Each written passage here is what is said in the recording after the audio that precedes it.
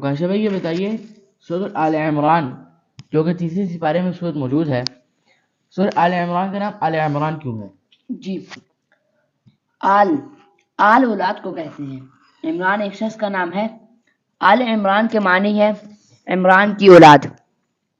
اس صورت میں چونکہ اولاد عمران کا تفصیل سے ذکر فرمایا ہے، اس لیے اس صورت کا نام آل عمران ہے۔ سورۃ آل عمران کے اندر سب سے پہلے اور سب سے اہم بات کون سی ذکر کی گئی ہے؟ جی، اللہ جل شانہ ارشاد فرماتے ہیں هو الذي أنزل عليك الكتاب منه آيات محكمات هن أم الكتاب وأخر متشابهات۔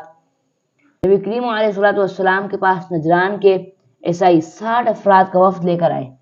انہوں نے نبی رحمت علیہ السلام سے مکالمہ کیا کہ حضرت عیسیٰ علیہ السلام الہ میں ہونے میں اللہ جل شانہ کے ساتھ شریک ہیں۔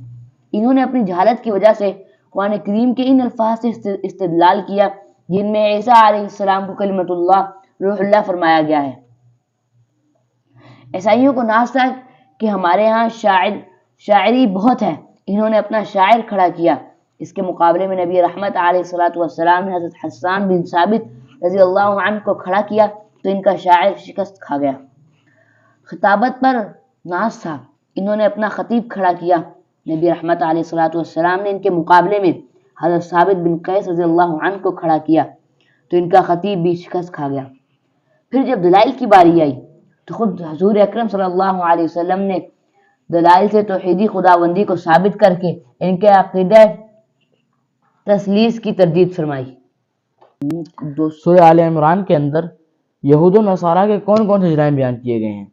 جی، اللہ جل شانہ ارشاد فرماتے ہیں ان الذين يكفرون بآيات الله ويقتلون النبيين بغير حق۔ اس سورہ مبارکہ میں یہود و نصارہ کے جرائم کو بیان کیا ہے کہ وہ انبیاء علیہ السلام کو ناحق قتل کیا کرتے تھے، اللہ تعالیٰ کے نیک بندوں کو تنگ کرتے تھے، ظلم اور تشدد کرتے تھے۔ ان کے جرائم کی پاداش میں ان کے اعمال ضائع ہوئے اور انہیں جہنم کی وعید سنا دی گئی۔ کاشف بھائی قرآن کے اندر تیسرے پارے کے اندر کفار سے دوستی رکھنے کے متعلق کیا بات ذکر ہے؟ جی، اللہ جل شانہ ارشاد فرماتے ہیں لا يتخذ المؤمنون الكافرين أولياء من دون المؤمنين۔ ہمیں حکم دیا گیا ہے کہ ان کے ساتھ قلبی تعلقات، دوستی، محبت قائم نہ کریں۔ یہ بات ہمیشہ یاد رکھیں کہ رکھ رکھاؤ، وقتی ضرورت، اس طرح کے اعمال رکھنا جائز ہیں، لیکن اس وقت جب مسلمانوں کو نقصان نہ ہو رہا ہو۔ اس کے بھی مگر ہمیں علماء سے پوچھ لینا چاہیے کہ یہ تعلق کیسا ہے، کیا یہ تعلق رکھ سکتے ہیں یا نہیں۔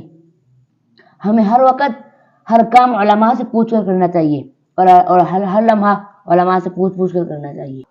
سورۃ آل عمران کے اندر جو حصہ تلک الرسل میں موجود ہے تیسرے پارے کے اندر، اس حصے کے اندر کون سا واقعہ ذکر کیا گیا ہے؟ اس حصے میں 3 واقعات آئے ہیں۔ سب سے پہلے حضرت مریم کی والدہ کا ذکر۔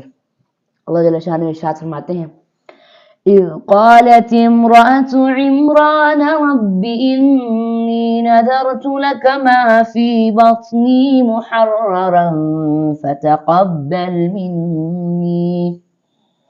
حضرت مریم کی والدہ حضرت حنہ بنت فاقودہ کا ذکر ہے۔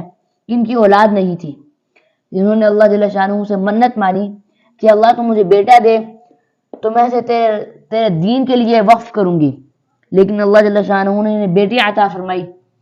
تو حضرت مریم کی والدہ کو شبہ ہوا کہ بیٹا ہوتا تو میں دین کے لیے پیش کرتی، لیکن میری تو بیٹی ہوئی ہے، میں بیٹی کا کیا کروں؟ تو اللہ جل شانہ نے اس کا بہت خوبصورت جواب دیا وَلَيْسَ الذَّكَرُ كَالْأُنثَى۔ جو بیٹا تو نے مانگا تھا اس بیٹی کی طرح نہیں جو ہم نے دی۔ اس کے بعد حضرت زکریا علیہ السلام کا ذکر ہے هُنَالِكَ دَعَا زَكَرِيَّا رَبَّهُ قَالَ رَبِّ هَبْ لِي مِن لَّدُنكَ منك ذرية طيبة. حضرت زکریا علیہ السلام انہوں نے حضرت مریم علیہ السلام جب کہ چھوٹی تھی، جب ان کے پاس جاتے تو ان کے پاس بغیر موسم کے پھل دیکھتے، تو حضرت زکریا علیہ السلام نے پوچھا کہ اے مریم تمہارے پاس تازہ پھل کہاں سے آئے؟ حضرت مریم نے کہا یہ اللہ تعالیٰ کی طرف سے ہیں، یہ اللہ تعالیٰ کی طرف سے ہیں۔ حضرت زکریا علیہ السلام کے ہاں اولاد نہیں، حضرت مریم کے پاس بغیر موسم کے پھل دیکھ کر اللہ تعالیٰ سے اولاد کی دعا مانگی، اے اللہ مجھے بھی اپنی طرف سے اولاد عطا فرما، جس طرح تو نے حضرت مریم کو بغیر موسم کے پھل دیے۔ حالانکہ حضرت زکریا بھی بوڑھے تھے اور ان کی اہلیہ بھی، اس کے باوجود اللہ جل شانہ نے حضرت یحییٰ علیہ السلام جیسا بیٹا عطا فرمایا۔ تو اس واقعے سے ہمیں کیا سبق ملتا ہے؟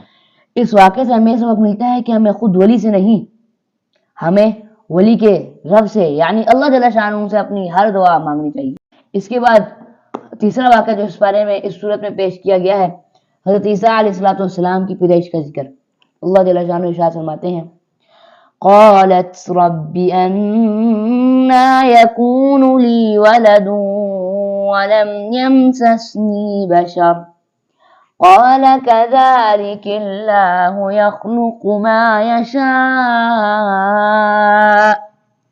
إذا قضى أمرا فإنما يقول له كن فيكون۔ پھر حضرت عیسیٰ علیہ السلام کی پیدائش کا ذکر ہے کہ خدا کے کلمے کن سے پیدا ہوا کسی بغیر ظاہری سبب۔ سورہ تین واقعات اللہ جل شانہ کی قدرت پر دلالت کرتے ہیں۔